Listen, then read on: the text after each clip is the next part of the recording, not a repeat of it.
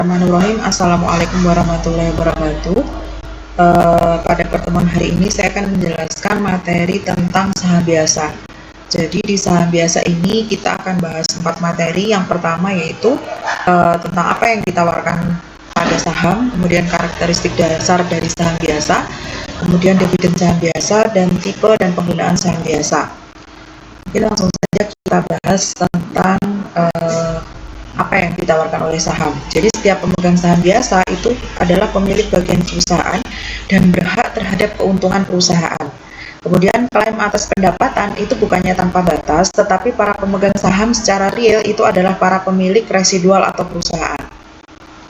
Sebagai pemilik residual, para pemegang saham biasa tidak menjamin bahwa mereka itu akan menerima pengembalian atas investasinya. Kemudian selanjutnya daya tarik saham biasa itu adalah sumber pengembalian dividen, yaitu arus pendapatan secara terus-menerus dan keuntungan modal. Kemudian perilaku harga saham, ketika pasar itu kuat, maka para investor ini secara umum dapat berharap untuk mendapatkan manfaat dari arus kenaikan harga.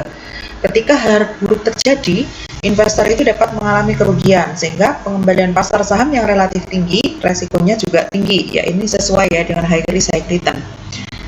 Kemudian keunggulan kepemilikan saham. Yang pertama adalah peluang pengembalian substansial atas yang ditawarkan, ya. Kemudian saham secara khusus itu mengalahkan obligasi dan biasanya marginnya itu lebih tinggi. Kalau di situ saya tulis margin yang lebar gitu ya. Sahamnya mudah dibeli dan dijual dan biaya transaksinya juga rendah. Kemudian biaya unit setiap lembar saham biasa itu biasanya rendah sehingga mudah dicapai oleh investor individu atau dalam hal ini adalah investor perorangan seperti itu. Kemudian kalau kita bicara tadi bicara tentang keunggulan, sekarang bicara tentang kelemahan atau kekurangan saham biasa, yaitu resiko. Jelas resiko itu pasti akan mengikuti ya, kalau tergantung kita resiko itu resiko aktif atau kita yang menghindari resiko atau mengambil resiko sukanya. Kemudian pendapatan dan kinerja umum saham itu adalah subjek untuk bergejolak secara luas. Kemudian pengorbanan dalam pendapatan sekarang, karena kalau kita menginvestasikan dalam bentuk saham, kita mengeluarkan uang sekarang, tapi efeknya atau keuntungannya itu mau diambil di masa yang akan datang. Karena kalau kita bicara suatu berharga, otomatis jangkanya itu minimal 5-10 tahun, seperti itu.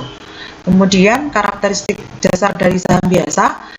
Saham biasa ini merupakan sekuritas atau biasanya juga disebut modal. Nah, hak pemegang sahamnya, posisi kepemilikan dan partisipasi yang sama di dalam pendapatan dan dividen. Mereka punya hak yang sama, punya hak suara yang sama di dalam manajemen atau di dalam pemilihan pimpinan di dalam rapat umum pemegang saham. Kemudian saham biasa tidak mempunyai tanggal jatuh tempo dan saham biasa beredar secara tidak terbatas. Itu untuk karakteristiknya. Penerbitan saham biasa bisa dilakukan dengan cara yang pertama bisa secara penawaran publik atau bisa menggunakan penawaran terbatas. Penawaran publik ini adalah perusahaan menawarkan investasi publik sejumlah lembar tertentu saham pada suatu harga tertentu. Kalau penawaran terbatas, penawaran atas penerbitan saham baru kepada pemegang saham yang sudah ada. Jadi ini lebih ke arah kalau penawaran terbatas ketika perusahaan emiten itu mengeluarkan saham yang baru, maka mereka akan ditawarkan di pasar namun dibatasi. Kemudian ada spin-off saham. Spin-off saham itu adalah konversi satu perusahaan anak menjadi perusahaan yang berdiri sendiri dengan distribusi saham dalam perusahaan baru kepada para pemegang saham yang ada. Nah, pemecahan saham itu juga ada.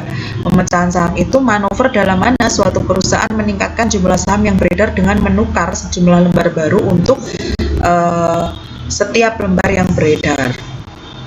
Kemudian selanjutnya adalah penerbitan saham terkadang dilakukan dalam kelas-kelas saham biasa yang berbeda. Nah, di situ ada klasifikasinya masing-masing. Ada kelas A menunjukkan lembar saham non suara, artinya mereka nggak punya hak suara. Kelas B punya hak suara. Kelas A tidak menerima dividen, kelas B menerima dividen tunai secara reguler. Nah, itu adalah untuk masing-masing karakteristik atau klasifikasi dari saham biasa. Kemudian kalau nilai saham biasa itu teman-teman bisa mengenal namanya nilai pari atau par value gitu ya, nilai suatu saham yang dinyatakan di muka. Nilai buku itu jumlah ekuitas para pemegang saham. Biasanya kalau price book value ini munculnya ya di laporan keuangan berapa nilai bukunya.